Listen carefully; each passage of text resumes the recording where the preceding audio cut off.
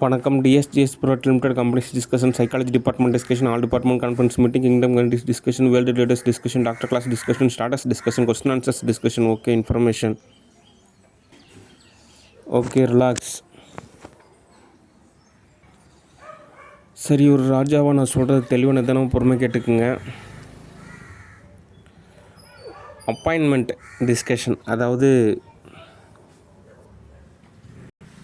சந்திப்பு அப்படின்ற பாடத்தில் ஒவ்வொரு கேள்விக்காக பதில் சொல்கிறேன். USA discussion. யூஎஸ்ஏ பொறுத்த வரைக்கும் என்ன தகவல் அப்படின்னா, அயன்மேன் கேம் ஒன்று இருக்குது, அதை தான் புக் பண்ணணும். அதுக்கப்புறம் ஒரு மூவி புக் பண்ணணும். ஓகே, அதுக்கப்புறம் இந்த மிலிட்ரி ஆர்டர்ஸ் எல்லாம் ஓரளவு புக் பண்ணணும்.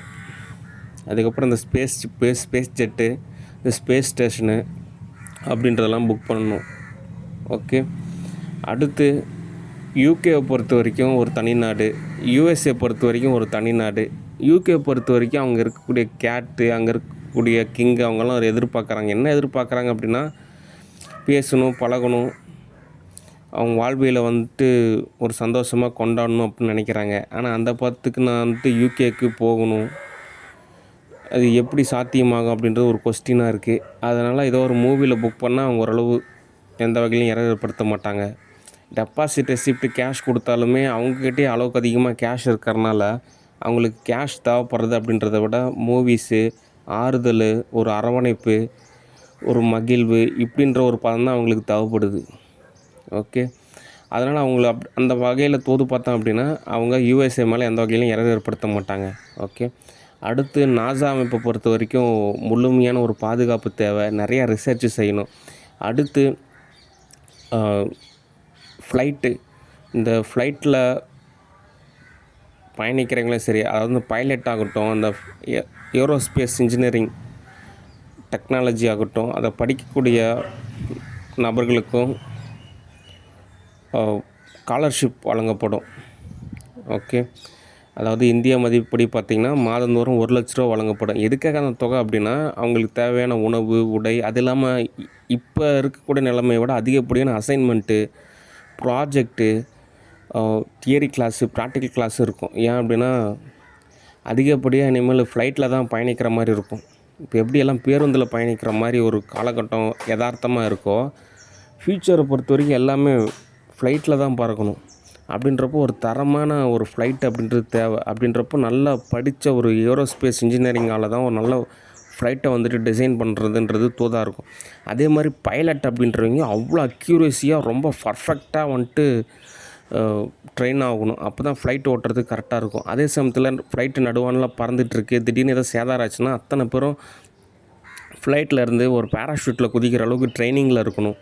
எல்லா வகையிலையும் பதமாக இருக்கணும். அதிகப்படியாக இந்த ஃப்ளைட்டோட விபத்து எல்லாத்தையும் தவிர்க்கணும். இதுக்கெல்லாம் வந்துட்டு இப்போ இருந்தே தோது பார்த்தா தான் வான்வெளி போக்குவரத்தானது ஒரு பதமான பக்குநிலையில் தோதாகும். ஏன்னா ஃப்யூச்சரை பொறுத்த வரைக்கும் எல்லாருமே வந்து பார்த்திங்கன்னா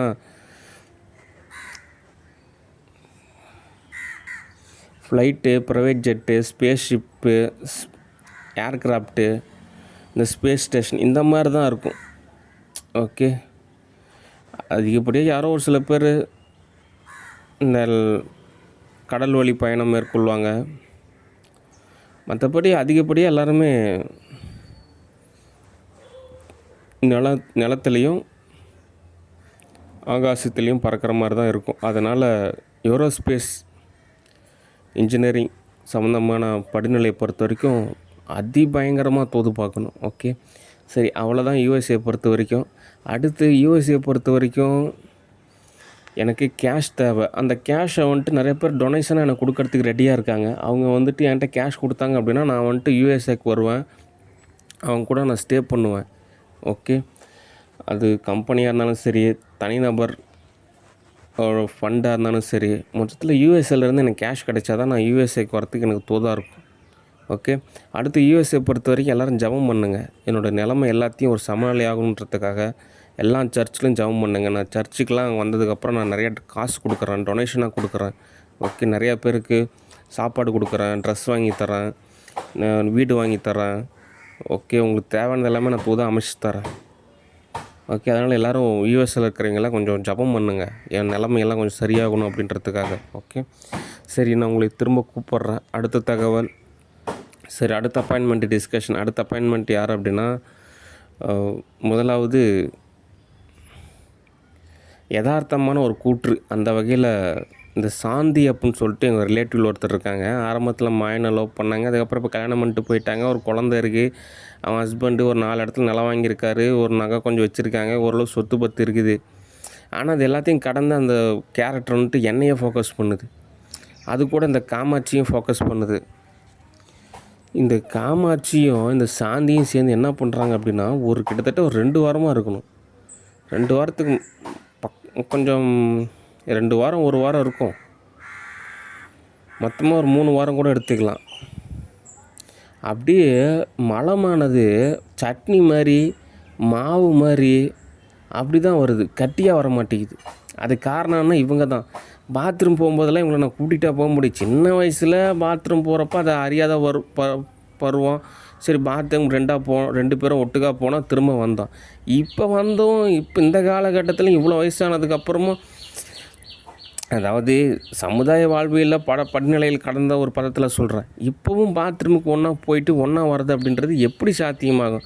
அவங்க ஹஸ்பண்டே அந்த சாந்தியை விடவே மாட்டேங்கிற. அப்படியே நான் வந்துட்டு லவ் பண்ணுறேங்க, கல்யாணம் பண்ணிட்டேங்க, ஒரு குழந்தை பெற்றுட்டேங்க, நான் எப்படிங்க அவங்களுக்கு திரும்ப கல்யாணம் பண்ணி வைக்கிறது? நான் எப்படிங்க இன்னொரு பொண்ணை டைவர்ஸ் பண்ணிட்டு நான் எப்படிங்க இன்னொரு பொண்ணை தோது பார்க்கணும்? அவரு ஒரு பக்கம் கதறா அப்படி. ஆனால் இந்த சாந்தி என்ன பண்ணுது? கருமாந்திர இளவு காலையிலையும் சாயந்தரமும் என்னையை தான் நோண்டிகிட்டு இருக்குது. ஓகே. இதில் அந்த காமாட்சி வேறு என் ரஞ்சிதை என்னை பிடிச்சி துன்புறுத்துது. நான் என்ன பண்ணுறது அப்படின்னு இது என்ன ஒரு பக்கம் டார்ச்சர் பண்ணுது. இது வாழ்ந்த காலகட்டத்தில் மாதவிடா சுழற்சியில் உதிரமாக கொட்டிக்கிட்டே ரொம்ப சித்திரவதை அனுபவிச்சுது. அந்த நிலைப்பாடு இதுக்கு கிடச்சிருச்சு. அது நல்லாயிருச்சு, குணமாயிருச்சு. 2-3 ஆப்ரேஷன் வெவ்வேறு வகையில் தோது பார்த்து இப்போ நார்மலாக தான் இருக்குது. சோத்துக்கு தான் வழி இல்லை. ஒரு வேலைக்கு போனால் சம்பாரிச்சிட்டு ஓரளவு தோது பார்த்துக்கலாம். இப்போ நான் என்ன பண்ண முடியும்? ஓகே, சரிங்க. ஒரு பதத்தில் நீங்கள் வாங்க, தாராளமாக வந்துட்டு ஏதோ ஒரு 7th டைமென்ஷன் கேட்டகரியில் வந்துட்டு என் கூட ஸ்டே பண்ணுங்கள், நல்லபடியாக இருந்துங்க. எனக்கெல்லாம் ஓகே அப்படின்ற மாதிரி தான் சொல்லுவேன். ஆனால் உங்களுக்கு தோதாகுமா? வச்சு பாருங்கள். இப்போ நான் தொழிலுக்கு என்ன பண்ணுவேன்? நான் ஒரு செல்லு கடை வைக்கணும், எனக்கு ஒரு 5 லட்ச ரூபா வேணும். உங்கள் ஃபேமிலியெல்லாம் தரத்துக்கு தோதாக இருக்குமா? ஆரம்பத்தில் கல்யாணம் பண்ணியிருந்தால் கொஞ்சம் கொஞ்சமாக தோல் செஞ்சு கொடுத்துருப்பாங்க. இப்போ அவங்க கல்யாணம் பண்ணிவிட்டு அவங்கவுங்க ஃபேமிலி கவனிக்க தான் போயிட்டுருப்பாங்க. இப்போ உங்கள் ஹஸ்பண்ட் வந்துட்டு என் மனைவி வந்துட்டு முன்னாள் காதலரே லவ் பண்ணுறாங்க. சரி, நீ இப்போது அவர்கிட்டயே போய் சந்தோஷமாக வாழு. இந்த ஒரு 10 லட்ச ரூபா, நீங்கள் 2 பேரும் போய் நல்லபடியாக போலைங்க, நான் வந்துட்டு இன்னொரு கல்யாணம் பண்ணிக்கிறேன் அப்படின்னு அவர் சொல்லுவாரா? எதுவுமே ரியாலிட்டியான கூற்றுக்கு ஒரு ஒத்து வராமல் ஒரு நிலையில் சும்மா ஆன்லைனு ஆஃப்லைனு யார் என்ன கேட்க போகிறா? ஏதோ ஒரு நிலைப்பாடு கிடச்சிருச்சு, துன்புறுத்தலான்னு துன்புறுத்திகிட்டே இருந்தால் ஒரு தீர்வாகுமா?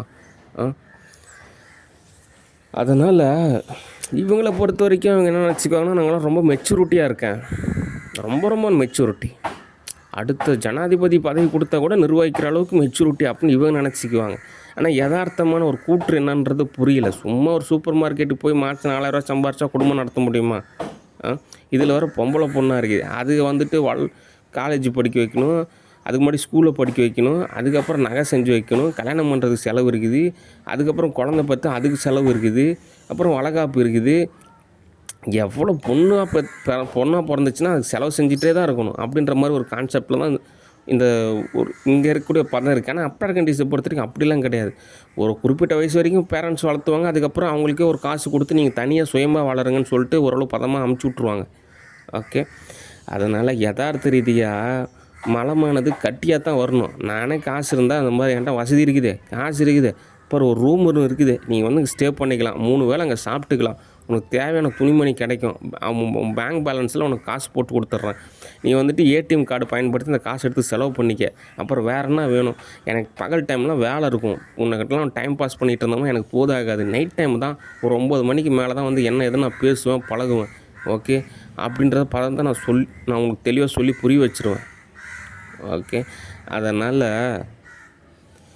ஆரம்பத்துலேயே வந்துட்டு கல்யாணம் பண்ணும்போதே இந்த மாதிரிலாம் நான் அவரை தான் லவ் பண்ணுறேன், நான் அந்த கல்யாணம் பண்ண மாட்டேன் அப்படின்னு சொல்லியிருந்தீங்கன்னா பரவாயில்ல. கல்யாணமாகி குழந்தை பெற்று அந்த குழந்தை இப்போ எல்கேஜியோ யூகேஜியோ போயிட்டுருக்கிற மாதிரி பதத்தில் இப்போ வந்துட்டு என்னை தோது பார்த்தா நான் என்ன பண்ணுறது?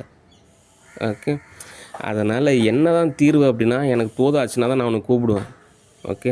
அடுத்து இந்த காமாட்சி நீ தான் காப்பாற்றணும். இப்போ நீ தான் உன் புருஷன்கிட்ட காசு இருக்குது, உன்கிட்ட காசு இருக்குது. நீ ஏதோ பாவம் ஏதோ கூகுள் பேலையோ ஏதோ ஒரு பேடிஎம்லையோ யார்ட்டும் உன் தம்பிக்கிட்டேயோ அண்ணங்காரன்ட்டேயோ கொடுத்து உனக்கு அண்ணன் இல்லையா, தம்பி 2 பேர் இருக்காங்களா, அவங்க 2 பேர்கிட்டையும் காசு கொடுத்து இந்த மாதிரி காமாட்சிக்கு போய் ஒரு பன்னு வாங்கி கொடுங்க, ஒரு வேளை சோறு போடுங்க அப்படின்னு நீ சொன்னீங்கன்னா தான் அவங்க சோறு போடுவாங்க. இப்போ நான் என்னையே காமாட்சி வளர்த்துச்சு, உன்னை தான் காமாட்சி வளர்த்துச்சு. ஓகே. இன்வெஸ்ட்மெண்ட்டு பூரா நீங்கள் என்ஜாய் பண்ணிக்கிறீங்க. அதில் வந்துட்டு அப்புறம் யதார்த்த ரீதியாக வந்துட்டு ப்ராஃபிட் அப்படின்னா எப்படி கிடைக்கும்? நீங்கள் தான் காமாட்சி உங்களுக்கு தான் இன்வெஸ்ட்மெண்ட் செஞ்சிச்சு, அப்போ நீங்கள் தான் கவனிக்கணும். ஓகே. இது என்ன ஒரு குடும்ப கூத்தாக இருக்குது? நீங்கள் அவ்வளோ பெரிய அப்பாட்டாக்கிறா சம்பாதிக்கிற காசுலாம் உங்களுக்கே கொடுத்து உங்களையே தோது பார்த்துட்ருக்கிற அளவுக்கு. இல்லை எனக்கு தான் படிக்க தான் வச்சிங்களா? இல்லை உங்கள் அப்பா அம்மா தான் முன்ன வந்து என்னை கல்யாணம் பண்ணி வச்சாங்களா? எதுவுமே கிடையாது. சும்மா ஏதோ இந்த பைத்தியக்காரனுக்கோட தங்கச்சி அப்படின்றது, தங்கச்சி பொண்ணு அப்படின்றதுக்காக ஊருப்பட்ட சலுகையா? இதில் ஒரு நியாயமே இல்லாத மாதிரி இருக்க. ஓகே. எதுக்கு இந்த இவ்வளோ சித்திரவதை? நீ நல்லபடியாக தான் இருக்கிற, உன் ஹஸ்பண்டும் நல்லபடியாக தான் கவனிச்சிக்கிறாரு, உனக்கு தேவையான எல்லா வசதி இருக்குது, உன்னோட இளம காலத்துலேயும் படிப்பு கல்லூரி காலத்துலேயும் அனுபவித்த வறுமையோடு இப்போ நல்லா தான் இருக்கிற. அப்புறம் ஏன் தடுமாறிட்டு இருக்கிற? இருந்தாலும் உன்னோட தீர்வாக சொல்கிறேன், நான் போதானா தான் உனக்கு போதா அமைச்சு தருவேன். ஓகே. அதனால் துன்புறுத்தாதீங்க. ஓகே. சரி, அடுத்த தகவல். இப்போ நான் சொல்லக்கூடிய தகவல் ஒரு தனிப்பட்ட ஒரு நபருக்கு மட்டும்தான். இந்த தகவலை சொல்லலை அப்படின்னு வச்சிங்க டேமேஜ் ஆகும். கேரக்டர் ஸ்கெச்சஸை டேமேஜ் செய்வாங்க. ஏன் அப்படின்னா மனிதநிலை மனமானது ஒரு படிப்படி தான் தோதாகும். ஆரம்ப காலகட்டத்தில் கூச்ச சுபாவம், தயக்கம் அப்படின்றதுக்காகவே நான் கிட்டத்தட்ட 1 வருஷமாக நிறைய புக்ஸ் படிக்கிற மாதிரியான ஒரு நிலை இருந்தது. அதுக்குன்னு புக்கெல்லாம் இருக்குது. கூச்ச சுபாவம் தவிர்ப்பது எப்படி, ஒருவரிடம் பேசுவது எப்படி, இதுக்கே நான் வந்துட்டு 1 வருஷம் படிநிலை கடந்து போன மாதிரி நிலை இருக்குது. அதனால் மனித நிலையானது படிப்படி தான் தோதாகும், நினைக்கிற மாதிரிலாம் கிடையாது. ஓகே. அப்படியே வந்துட்டு ஒரு ஒரு நேர்த்தியான வடிவமைப்பு அப்படின்றதுலாம் கொஞ்சம் சிரமம் தான். படிப்படியாக தான் தோது பார்க்கணும். சில பேருக்கு ஏதோ ஒரு வகையில் இயற்கையாகவே இருக்குது, அவ்வளோதான். ஓகே. சரி, அடுத்த தகவல் ஸ்டாலின் அவர்களே டிஸ்கஷன். ஸ்டாலினை பொறுத்த வரைக்கும் அப்பாயின்மெண்ட் லிஸ்ட்டில் தான் தகவல். என்ன தகவல் அப்படின்னா, தலைவரை என்ன தோது அப்படின்னு கேட்டிருக்காரு. அதாவது இப்போ யதார்த்த ரீதியாக பொறுத்த வரைக்கும் கிங்டம் அமையிறது அப்படின்றது என்ன தேவை அப்படின்னா, காசு தான் தேவை. காசு இருந்தால் போதும். டாக்குமெண்ட்ஸு அந்த சயின்ஸ் எல்லாமே ஒரே நாளில் போதும். எல்லாமே நம்ம ஓரளவு தோது பார்த்துட்டு உடனே கிங்டமாக அறிவிச்சிடலாம். ஓகே. இல்லைங்க தலைவரை, முதலாவது நம்ம டாக்குமெண்ட்ஸ் எல்லாம் வாங்கிக்குவோம், சைன் எல்லாம் வாங்கிக்குவோம், கிங்டம் அறிவிச்சிருவோம், அதுக்கப்புறம் காசு தோது பார்த்துக்கும் அப்படின்னு நீங்கள் நினைக்கலாம். இதில் என்ன ஒரு உளவியல் ரீதியான ஒரு கூட்டு இருக்குது அப்படின்னா, நிறைய ஆப்பிரிக்கா நாடு பார்த்தீங்கன்னு வச்சுங்க, அங்கெல்லாம் கிங்டமாக தான் இருக்குது. அங்கெல்லாம் வந்துட்டு எலெக்ஷன்லாம் கிடையாது. அங்கேயுமே ராஜாக்கள் இருக்காங்க. அவங்க எப்படி இருப்பாங்க அப்படின்னா, கூலியை வேலை செய்கிறாங்கல்ல, அவங்கள மாதிரி தான் இருப்பாங்க. ரொம்ப சகஜமாக தான் இருப்பாங்க. அந்த நாடு ஒரு ஏழ்மையான ஒரு நாடாக தான் இருக்கும். ஓகே. ஆனாலும் அங்கே வந்து கிங்டம் தான் நிர்வகிக்கிறாங்க. ஓகே. இப்போ கிங்டம் அறிவிச்சது உடனே வந்துட்டு பார்த்திங்கன்னா, எல்லா பார்த்திலும் நம்மளே தான் தோது பார்த்துக்கணும். ஒரு சுயம்பான ஒரு நாடாக தான் எல்லா வகையிலையும் தோது பார்த்துக்கணும். ஓகே. காசு இருந்தால் ஒன்றும் தெரிவிக்காது. சரிங்க, எப்படியோ நம்மக்கிட்ட தான் எல்லா வகையிலும் தோதாக இருக்குல்ல, சரி டாக்குமெண்ட்ஸ்லாம் சைன் வாங்கி கிங்டம் அறிவித்து முதலாவது அதுக்கப்புறம் காசு தோது பார்த்துக்கலாம்னு நினைக்கலாம். ஆனால் உள்ளார்ந்த ஆழ்ந்த உளவியல் ரீதியான ஒரு கருத்து என்ன அப்படின்னா, கிங்டம் அப்படின்றது புதுசு கிடையாது. கிழக்கத்தீத்தை பொறுத்த வரைக்கும் இங்கே ஆரம்பத்துலேருந்தே கிங்டம் தான். இந்த சேர சோழ பாண்டியர்களாகட்டும், நிறையா பேரோட ஹிஸ்ட்ரி படித்து பார்த்திங்கன்னா, எல்லாருமே பார்த்திங்கன்னா அந்த அரசாங்கத்தை பொறுத்த வரைக்கும் ஒரு அந்த ராஜாங்கம், அரசாட்சி இப்படி தான் இருக்கும். ஓகே. இந்த எலெக்ஷனு, இந்த குடவேலை முறை இதெல்லாம் சொல்கிறாங்க. அதெல்லாம் வந்துட்டு பார்த்திங்கன்னா இந்த யூகே சிஸ்டத்துக்கு அப்புறம் தான் ஓரளவு தோது பார்த்தாங்க. அதுக்கு முன்னாடி எலெக்ஷன் இருந்தது. ஆனால் இருந்தாலுமே பார்த்திங்கன்னா ஒரு கிங்டம் தான் இருந்தது. ஓகே. அப்படி தான் அந்த ஒரு படத்தில் தான் தோது பார்த்தாங்க. அது தமிழில் சொல்லணும் அப்படின்னா, இந்த கிங்டம் அப்படின்றது விஜய் தேவகொண்டா படம் நடித்தா அப்படி. அதனால் அவர் கோடிங் செய்கிறாரு, அவர் தோது பார்க்குறோம் அப்படிலாம் கிடையாது. என்ன பண்ணுறது, ஏதோ ஒரு வார்த்தையில் ஒரு படம் எடுத்து போடுறாங்க, உடனே அந்த வார்த்தை அவங்களுக்கு தான் சொன்னோம் அப்படின்னா அது எப்படி தோதாகும்? அதனால் நம்மளும் அதை பயன்படுத்தலாம். அதனால் அந்த காலத்தில் இந்த மாதிரி ராஜாங்கம் தான் இருந்துச்சு. ஓகே. அவங்களுக்கே பார்த்திங்கன்னா இப்போ இவ்வளோ வருஷத்துக்கு அப்புறம் எந்த அடையாளமும் கிடையாது. ராஜராஜன் சோழனுக்கு ஒரு கோவில் கட்டினதுனால ஒரு 1000 வருஷத்துக்கு அப்புறம் இன்னும் நினச்சி பார்க்குறோம். ஓகே, இப்படி ஒரு ராஜா ஒருத்தர் இருந்தார், வாழ்ந்தார், ஒரு கோவில் கட்டியிருக்காரு அப்படின்னு. மற்றவங்களுக்குலாம் அவ்வளோ அடையாளமே கிடையாது. குமரிக்கண்டத்தில் எத்தனையோ பேர் ஆட்சி செஞ்சாங்க, இப்போ அந்த கண்டமே கிடையாது. அதனால் இந்த மாதிரி ஆட்சி செய்கிறது, நிர்வாகம் செய்கிறது இதெல்லாமே ஒரு பெரிய விஷயம் கிடையாது. ஆனால் இதெல்லாம் வந்துட்டு பார்த்திங்கன்னா ஒரு தனி நிலையில் வந்து பார்த்திங்கன்னா எல்லாமே தோதானா கூட டைம் அப்படின்றது ஒரு விஷயமா இருக்குது. அதனால தான் வந்துட்டு இதெல்லாம் ஒரு இன்னும் உங்களுக்கு புரிகிற மாதிரி லேப் டெஸ்ட்டில் சொல்லணும் அப்படின்னா ஃபெயிலியர் ரிசல்ட்டு ஃபெயிலியரான ஒரு ஒரு பதத்தில் இருக்கும். அதனால சரி ஓகே முதல்ல காசு கிடைக்கிட்டேன், அதுக்கப்புறம் டாக்குமெண்ட்ஸ் வெரிஃபிகேஷன் எல்லாம் ஒரே நாளில் கம்ப்ளீட் ஆகிடும். அதுக்கப்புறம் கிண்ட மாதிரி வச்சு அதுக்கப்புறம் ஒவ்வொன்றும் தோது பார்த்துக்கலான்னு சொல்லிட்டு ஒரு பதத்தில் தோது பார்க்குறேன். ஓகே, ஏன் அப்படின்னா நம்ம எல்லாமே ஒரு பதமாக தான் தோது பார்க்கணும். ஓகே, அதனால் அகநிலையை பொறுத்த வரைக்கும் நீங்கள் ஒரு வகையில் எனக்கு தோதாக அமைச்சு கொடுங்க, அப்படின்னா தான் உங்களுக்கு தேவையான எல்லாமே தோதாகும். ஓகே, சரி, அடுத்த தகவல், அடுத்த அப்பாயின்மெண்ட்டு டிஸ்கஷன். அடுத்த அப்பாயின்மெண்ட் என்ன அப்படின்னா ஆக்டர் விஜய் டிஸ்கஷன். இப்போ அவர் வந்துட்டு ஒரு தலைவராக இருக்கிறார். என்ன தகவல் அப்படின்னா இன்றைக்கி நான் லீவ் எடுத்துக்கிட்டோமான்னு கேட்குறாரு. அதாவது அவர் இப்போ எந்த படத்தில் இருக்கிறாருன்னா, நான் டைரக்டரு, அவர் வந்து ஆக்டரு. இப்போ நான் அவர் வந்து டைரக்ட் செய்கிறேன், அவர் நடிக்கிறார், அப்படி ஒரு படத்தில் இருக்கிறாரு. ஆனால் இதை நினைக்கிறப்போ எனக்கு அப்படியே என்ன சொல்கிறது அப்படின்னா, அவர் தான் முதலமைச்சர். அவர் நினச்சா என்னை காப்பாற்றலாம், மக்களை காப்பாற்றலாம், எல்லாருமே தூதாக அமைச்சிக்கலாம். ஆனால் அவர் இப்போவும் தன்னை ஒரு செல்ல குழந்தைய நினச்சிக்கிறது அப்படின்றது எவ்வளோ வேதனையாக இருக்குது தெரியுமா? ஏன் அப்படின்னா இங்கே ரணமாக இருக்குது. இங்கே காசு அனுப்புனா மட்டும்தான் எனக்கு நிறையா வகையில் தோதாகும். ஓகே, என்னோடய பத்துக்கு நான் வந்துட்டு இந்தாங்க இவ்வளோ ட்ரில்லியன் கேஷ், இந்தாங்க செக்கு, இதிலேருந்து ப்ராஜெக்ட் ஆரம்பிக்கிறோம், நாட்டை வளர்ச்சாக்கிறேன்னு சொல்லிட்டு நான் ஒரு டிசைன் அமுச்சு கொடுத்துட்டேன். அந்த காசுக்கு ஒரு பத்தில் தோது பார்க்கணும். இவர் இன்னுமே வந்துட்டு நீங்கள் வந்துட்டு ஒரு படி எடுத்து முன்னாடி போங்க, அதுக்கப்புறம் நான் உங்களுக்கு தோதாக அமைச்சு தரேன் அப்படின்றது ஒரு விஷயம். ஓகே தான், ஆனால் எத்தனை நாள் இப்படியே ஒரு தொடர்கதையானலாம் இருக்குது. ஓகே, இவங்க தரப்புலேருந்து சரி ஓகே ஒரு 10 லட்ச ரூபா வச்சுக்கிங்க, ஓரளவு தோது பாருங்கள், இல்லை கட்சியில் வாங்க ஒரு பதவி தரோம், ஓரளவு தோது பார்த்து எதுவுமே இல்லை. அப்படியே எல்லாம் அப்படி ஸ்தம்பிச்சு நிற்கிற மாதிரி இருக்குது. அவங்க யூகேயில் இருக்காங்க, இவங்க சென்னையில் இருக்காங்க, நிர்வாகவியல் இருக்குது, அப்படியே எல்லாமே அப்படியே இதெல்லாம் ஸ்தம்பிச்சு நிற்கிற மாதிரி இருந்தால் எப்படி இருக்கும், அதே மாதிரி இருக்குது. ஓகே, அதனால் இவராக தான் தோது பார்க்கணும். நானாக வந்துட்டு தோது பார்க்குறது அப்படின்றது அதில் என்ன லைக்ஸு, அதுக்கப்புறம் அதில் வந்துட்டு ஒரு ஆளுமை, அதுக்கப்புறம் வந்துட்டு பார்த்திங்கன்னா ஒரு பதம், அப்படிலாம் நீங்கள் நினைக்கவே கூடாது. ஓகே, இப்போ என்னோடய பார்த்துக்கு நான் வந்துட்டு எனக்குன்னு ஒரு சுயம்பான ஒரு நாடு அமைச்சு எனக்கு தோது பார்த்தா தான் கரெக்டாக இருக்கும். இப்போ வந்து அவருக்கு தான் ஆப்ஷன் இருக்குது, அவர் தான் தோது பார்க்கணும், அது அவர் தான் ட்ரெயின் ஆகணும். ஆனால் இதில் என்ன ஒரு விஷயம் இருக்குது அப்படின்னா, ஒருவேளை அவரை மெருகேற்றினா எல்லாம் தோதாகும்னா எப்படி தோதாகும் அப்படின்றதும் ஒரு கொஸ்டினாக இருக்குது. அதனால் இதுக்கு தீர்வு அவர் தான் கண்டுபிடிக்கணும். ஓகே, நம்ம முதலமைச்சர் நமக்காக இவ்வளோ பேர் இருக்காங்க, எல்லோரும் கதறாங்க, கண்ணீர் விடுறாங்க, வேதனைப்படுறாங்க, துன்பப்படுறாங்க, துயரப்படுறாங்க, இவங்களை எல்லாத்தையும் எப்படி நம்ம காப்பாற்றுறது? அதனால் நீங்கள் தான் தீர்வு அப்படின்ற மாதிரி ஒரு பத்தில் தான் செயல் பண்ணணும். அமைச்சர்களாகட்டும் ஒவ்வொருத்தருமே நீங்களாக தான் தீர்வு காணணும். ஓகே, புறநிலையை பொறுத்த வரைக்கும் யதார்த்த ரீதியாக இந்த திராவிட முன்னேற்ற கழகத்தை பொறுத்த வரைக்கும் அங்கே இப்போ யாரோ ஒருத்தர் திமுகவில் இருக்காங்கன்னு வச்சுங்க, அவங்க பார்த்தா திடீர்னு பார்த்தா கார் வாங்குவாங்க, வீடு கட்டுவாங்க, நிலம் வாங்குவாங்க, ஏதோ ஒரு வகையில் தோது பார்த்துக்குவாங்க. அதிகமாக கதற மாட்டாங்கன்னு வச்சுக்கிங்களேன், ஏதோ ஒரு வகையில் ஒரு படியாவது ஒரு தோதை அமைச்சிக்குவாங்க.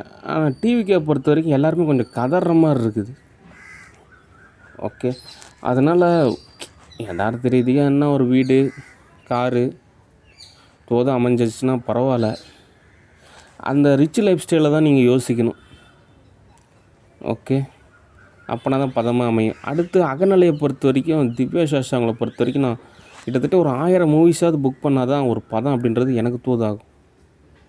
ஓகே, அந்த 1000 மூவிஸ் நான் புக் பண்ணேன் அப்படின்னா 360 டிகிரி ஸ்டூடியோவோ, கிறிஸ்டோபர் கொலம்பஸ் ஸ்டூடியோவோ, அதுக்கப்புறம் மியான்மார் ஸ்டூடியோவோ அந்தந்த படத்தில் நான் தோது பார்க்கணும். ஒவ்வொரு மூவியுமே பார்த்திங்கன்னா கிட்டத்தட்ட ஒரு யதார்த்தமாக ஒரு 1000 புக்கு படித்த மாதிரியும், கிட்டத்தட்ட ஒரு 4000 படம் பார்த்த மாதிரியும், கிட்டத்தட்ட ஒரு ஒரு ஒரு 3 வருஷமாவது ஒரு ரிசர்ச் செஞ்ச ஒரு சயின்டிஸ்ட் மாதிரியான ஒரு படத்தில் தான் ஒரு மூவி புக் பண்ணுற மாதிரி இருக்கும்.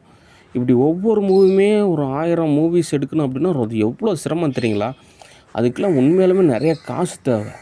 ஓகே, ஏன்னா அவ்வளோ காசு செலவு செஞ்சால் தான் அந்த ஒரு மூவிக்கே நம்ம இவ்வளோ தோது பார்க்குறதுன்றது தோதாகும். அடுத்து இன்னும் 1000 மூவிக்குன்னா அதுக்கெலாம் ஊறுப்பட்ட காசு தேவை, அதை விட பயங்கரமான உழைப்பு தேவை. ஓகே, எஜுகேஷன் அப்படின்றதும் ஒரு உழைப்பு தான். ஓகே, நான் அவ்வளோ ரிஸ்க் இருக்குது. அதனால் நான் ஒரு பதமாக தான் தோது பார்ப்பேன். ஆனால் இருந்தாலும் என்னோடய பத்துக்கு ஒரு 1000 மூவிஸாவது எனக்கு தேவைப்படுது. அப்போ தான் ஒரு சரியான பதம்.